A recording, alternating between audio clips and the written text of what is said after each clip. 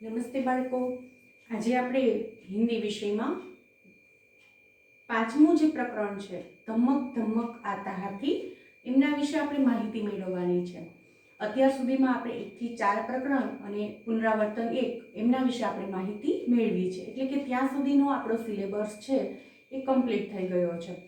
બરાબર, તો એ 1 થી 4 લેસન અને પુનરાવર્તન 1 માં તમને બધું જ સમજાઈ ગયું હશે એવું માનીએ છીએ આપણે. બરાબર, આમ છતાં પણ કોઈને કાંઈ પ્રશ્ન હોય, ન સમજ પડતી હોય તો તમે પૂછી શકો છો. તો આજે આપણે નવું પ્રકરણ 5 શરૂ કરીએ છીએ. ધમક ધમક આતા હાથી. એટલે કે હાથી છે એ ધમધમ કરતો આવે છે અને જાય છે. બરાબર, ધમક ધમક આતા હાથી, ધમક ધમક જાતા હાથી. એટલે કે ધમક ધમક ધમધમ કરતો આવે છે. હાથી જ્યારે ચાલે છે ત્યારે એના વજનને લીધે ધરતી પર જ્યારે પગ મૂકે છે ને ત્યારે ધમ ધમ ધમ એવો અવાજ આવે છે. અને જ્યારે એ જાય છે ત્યારે પણ એ ચાલતો જતો હોય તો ત્યારે પણ ધમ ધમ ધમ એવો અવાજ આવે છે.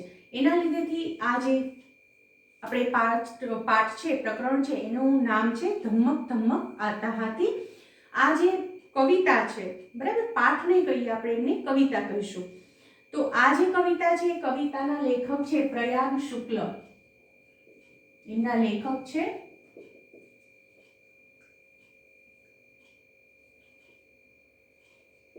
પ્રયાગ શુક્લ.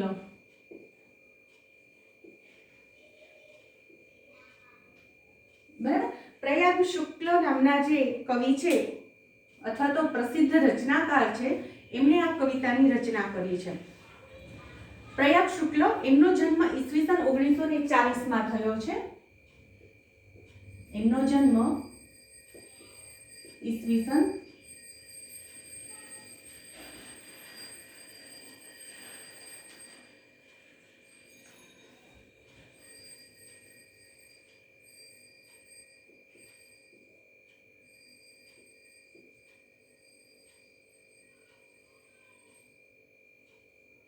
1940 માં થયો છે અને કલકત્તાની અંદર. બરાબર, જેને હિન્દીમાં આપણે કોલકાતા એવું વાંચીએ છીએ. તો प्रयाग शुक्ल एमनो जन्म ईस्वीसन 1940 कोलकाता में हुआ था. साहित्य की विविध विधाओं पर सशक्त रूप से लेखनी चलाई है.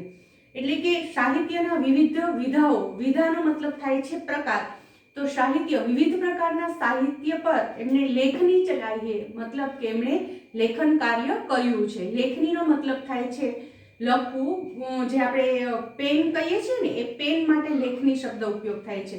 તો પેનથી લખી શકાય છે. મતલબ કે એમણે સાહિત્યના જે વિવિધ પ્રકારો છે, એટલે કે ટૂંકમાં વિવિધ સાહિત્ય વિશે એમણે રચનાઓ કરી છે.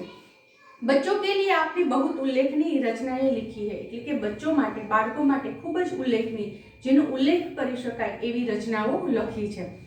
आपके 9 काव्य संग्रह, 5 लघु कथा संग्रह, 3 उपन्यास, 1 कला पुस्तक, सत्यजीत रे पर एक पुस्तक प्रकाशित है. એટલે કે એમણે 9 કાવ્ય સંગ્રહ લખેલા છે, 5 લઘુ કથા લખેલી છે, 3 ઉપન્યાસ લખ્યા છે અને 1 કલા આધારિત જે પુસ્તક છે એ પુસ્તક રચના કરી છે.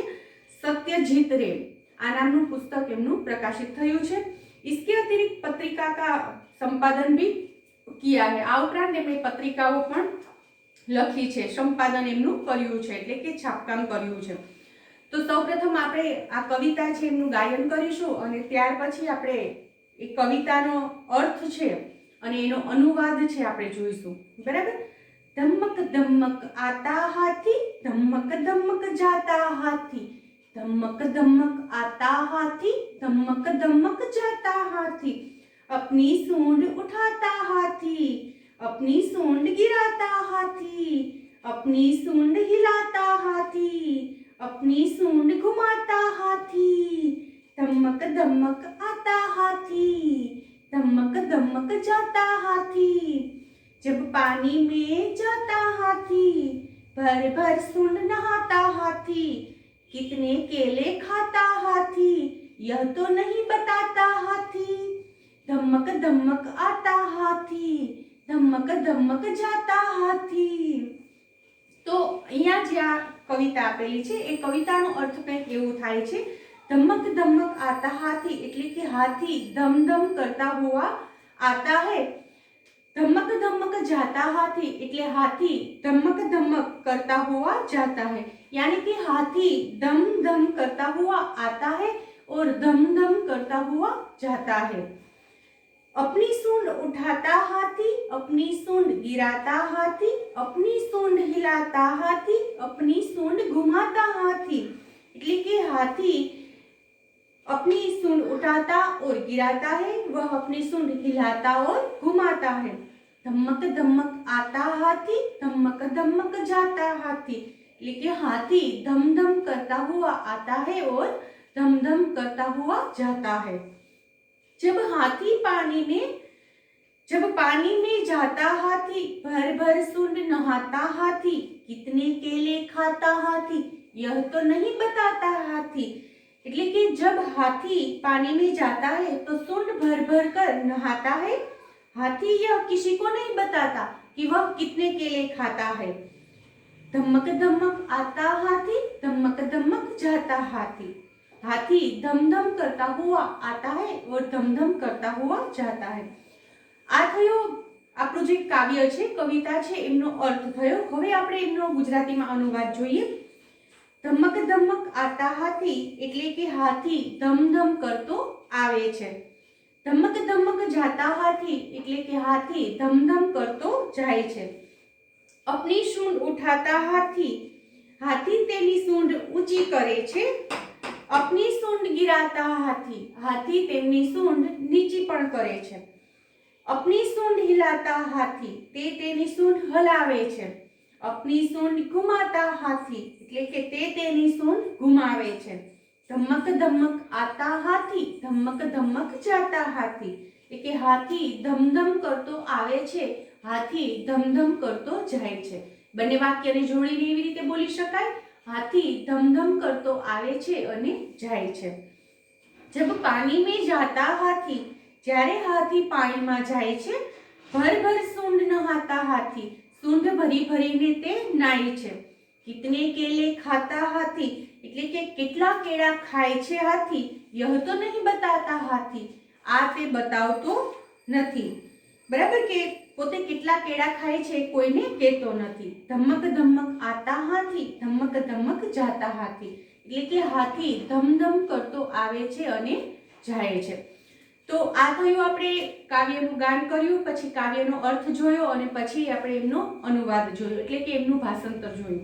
હવે આપણે આ જે કાવ્ય છે, કાવ્યની અંદર જે નવા શબ્દ આપેલા છે, એ નવા શબ્દ જેમને આપણે શબ્દાર્થ કહીએ છીએ, એ શબ્દાર્થ લખીશું। હું અહીંયા બોર્ડ પર લખીશ, તમે તમારી ફેર બુકની અંદર એ લખતા જજો। બરાબર, એમાં પહેલો શબ્દ છે શબ્દાર્થ।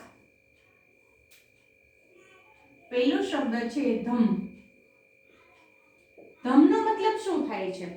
ધમનો મતલબ થાય છે જોશ, તેજ, એટલે કે હાથીની જે તાકાત છે એ પૂરી તાકાતથી, પૂરા જોશથી, પૂરા તેજ સાથે એ ચાલે છે। બરાબર, એટલે જ હાથી જ્યારે ચાલતો હોય ત્યારે ધરતી ધ્રુજતી હોય તેવો આપણને અનુભવ થાય છે। પછી શબ્દ છે પાણી। પાણી એટલે જલ, નીર,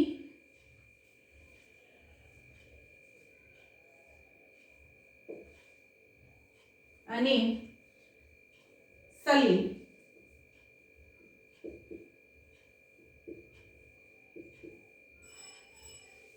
સલીલનો અર્થ અમુક જગ્યાએ પવન એવો પણ આપેલો હોય છે, અહીંયા સલીલનો અર્થ છે પાણી છે। પછી હાથી, હાથીને હિન્દીમાં ગજ પણ કહેવાય છે। બરાબર, પછી શબ્દ છે ધમક ધમક। આખો શબ્દ, અહીંયા આપણે ધમ શબ્દ લીધો છે, હવે આપણે આખો શબ્દ લઈએ ધમક ધમક।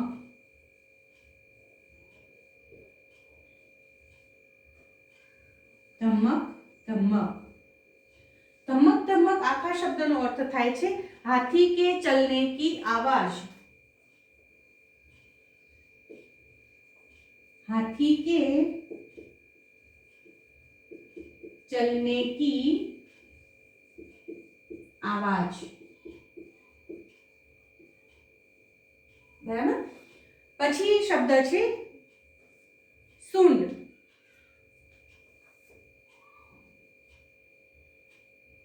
आ सूंड ए शू है? तो सूंड ए हाथी के शरीर का वह अंग जिससे वह नाक और हाथ का काम करता है।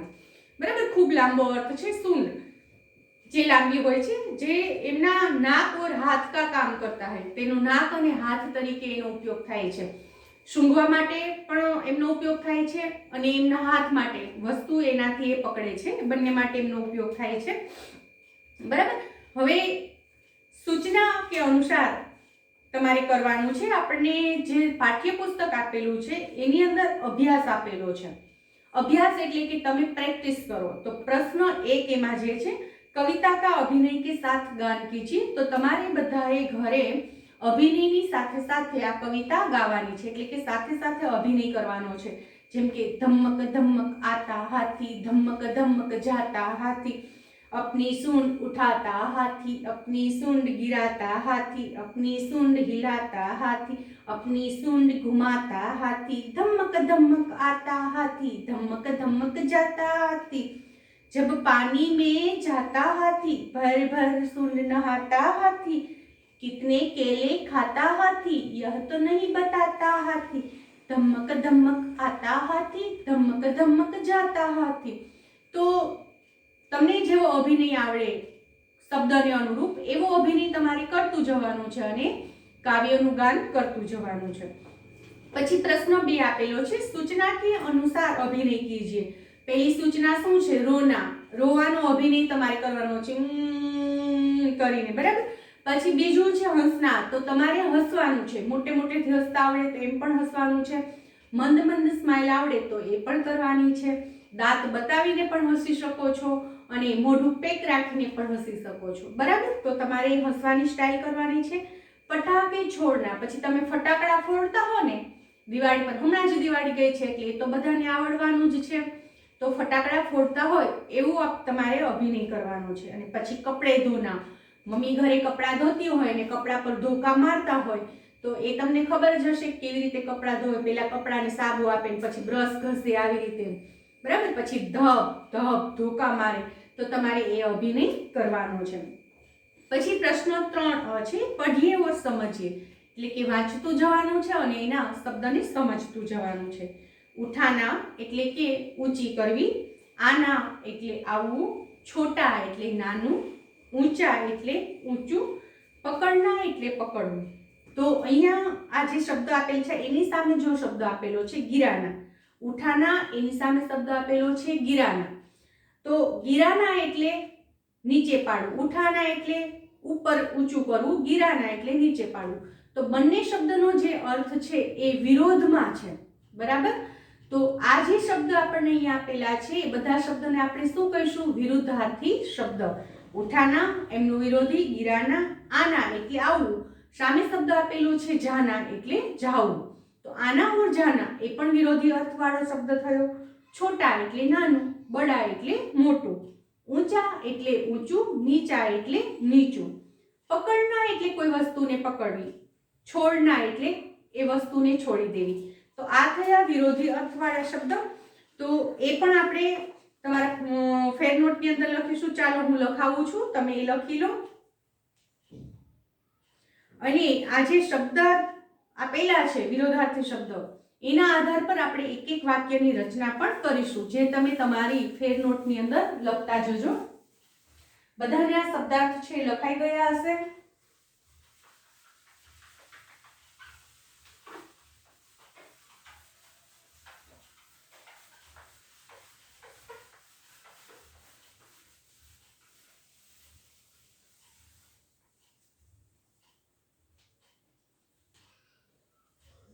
પહેલો શબ્દ આપણને આપ્યો છે અહીંયા ઉઠાના, એનો વિરોધી શબ્દ થાય છે ગિરાના। બરાબર, ગિરાના એટલે નીચે પાડવું। બરાબર, તો જ્યારે વિરોધી અર્થની અંદર આપણે શબ્દ લખતા હોય ત્યારે અહીંયા મેં જે આવી લીટી કરી છે ને એવી આપણે લાઈન નહીં કરીએ, પણ એમની જગ્યાએ શું આપણે મૂકીશું? ગુણાકારની નિશાની, જેનો મતલબ થાય છે વિરોધી શબ્દ। बराबर, तो एनु आपणे एक पहेलुं वाक्य जोईए के गिरे हुए को उठाना चाहिए। गिरे हुए को उठाना चाहिए, गिरे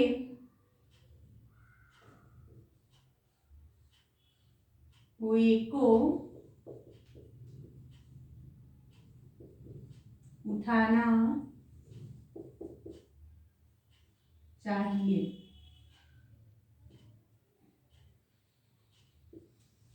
जो ગીરા અહીંયા ગીરે એટલે ગીરાના શબ્દ આવી ગયો, ઉઠાના એટલે ઉઠાના શબ્દ પણ આવી ગયો। પછી બીજું વાક્ય એમ પણ કરી શકાય, હમે કિસી को गिराना नहीं चाहिए, આપણે કોઈને નીચે પાડવું જોઈએ નહીં। પછી આના और जाना, આ પહેલો શબ્દ છે। પછી બીજો શબ્દ છે આના, જેનો વિરોધી શબ્દ થશે જાના, બરાબર। તો એના માટે આપણે શું सब કરી શકીએ, મંદિર में कुछ लोग आते हैं और जाते हैं।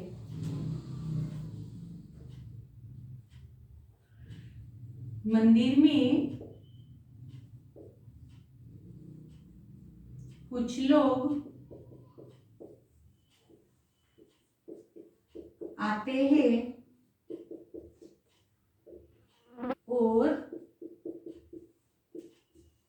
जाते हैं, એટલે કે મંદિરમાં ઘણા લોકો આવે છે અને જાય છે। પૂછ એટલે થોડા, સોરી, મંદિરમાં થોડાક લોકો આવે છે અને જાય છે, એટલે કે આવન જાવન ચાલુ છે। પછીનો શબ્દ છે છોટા, જેનું વિરોધી શબ્દ થાય છે બડા। છોટા એનો વિરોધી શબ્દ થશે બડા, એટલે કે નાનું અને મોટું। मेरा भाई मुझसे छोटा है और एक भाई मुझसे बड़ा है, एनु आ रीते पण वाक्य लखी शकाय, मेरा एक भाई मुझसे छोटा है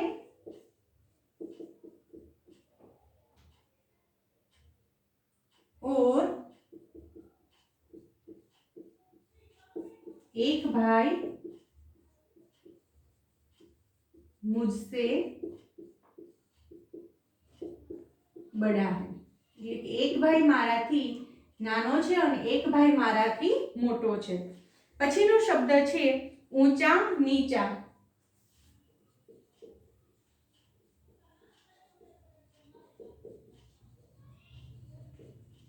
ऊंचा नीचा એટલે કે ઊંચું અને નીચું।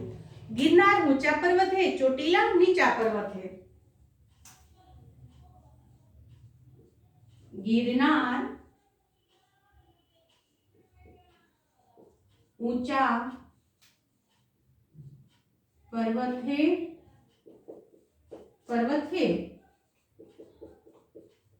चोटीला नीचा पर्वत है, એટલે કે ગિરનાર ઊંચો પર્વત છે, જ્યારે ચોટીલા એ નીચો પર્વત છે। પછીનો શબ્દ છે પકડના છોડના,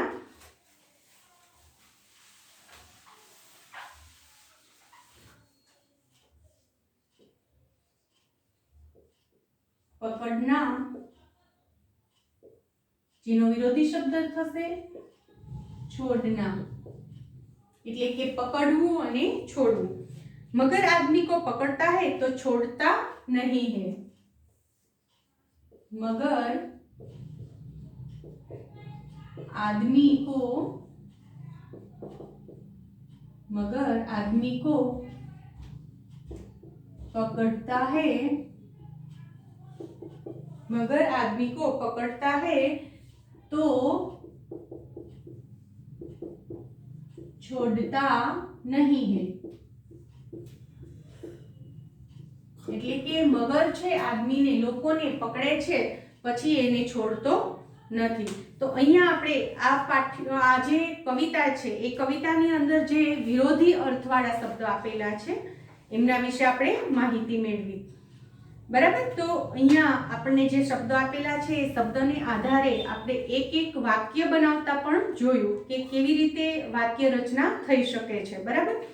પછી આપણને પ્રશ્ન 4 આપેલો છે, चित्र के आधार पर कहानी कहिए, એટલે અહીંયા તમારા પાઠ્યપુસ્તકની અંદર તમને 4 ચિત્ર આપેલા છે અને એ ચિત્રના આધારે તમારે વાર્તા છે કહેવાની છે, બરાબર. આપણે ગયા સત્રની અંદર જોયું હતું ચિત્રના આધારે વાર્તા, કાગડાની વાર્તા હતી, કદાચ તમને યાદ હોય તો, બરાબર. તો એવી જ રીતે અહીંયા એક સરસ મજાનું જંગલ છે, જંગલની અંદર સિંહ છે અને ઘણા બધા પ્રાણીઓ છે. તો એ બધાને સાંકળીને એક વાર્તા તમારે બનાવવાની છે સરસ મજાની, બરાબર. તો એ વાર્તા શું છે આપણે જોઈશું. તો અહીંયા આપણે ક્રમશઃ લખવાની છે વાર્તા. પેલું જે ચિત્ર આપેલ છે એ ચિત્રના આધારે શબ્દ વાક્ય રચના બનાવવાની, પછી બીજા ચિત્રને આધારે વાક્ય રચના, ત્રીજું અને ચોથું, પછી એ વાર્તાને શીર્ષક છે આપવાનું થતું હોય છે. એ આપણે નેક્સ્ટ લેક્ચરમાં જોઈશું, બરાબર. તો આજે આપણે આ લેક્ચરની અંદર અહીંયા સુધી રાખીશું અને નેક્સ્ટ લેક્ચરમાં આ ચિત્રના આધારે વાર્તા છે એ પણ જોઈશું. સાથે સાથે સ્વાધ્યાયની અંદર આપણને પ્રશ્ન આપેલા છે, हाथी किस तरह से आता है, नहाने के लिए हाथी सूंड में क्या भरता है, हाथी क्या खाकर बताता नहीं है, हाथी पानी कहाँ डालता है, क्यों. આવા બધા જે પ્રશ્નો આપેલા છે એ પ્રશ્ન વિશે પણ આપણે માહિતી મેળવીશું, બરાબર. તો આજના લેક્ચરમાં આપણે અહીંયા સુધી રાખીશું. નેક્સ્ટ લેક્ચરમાં ચિત્ર પરથી વાર્તા એ વિશે આપણે ભણીશું. Thank you.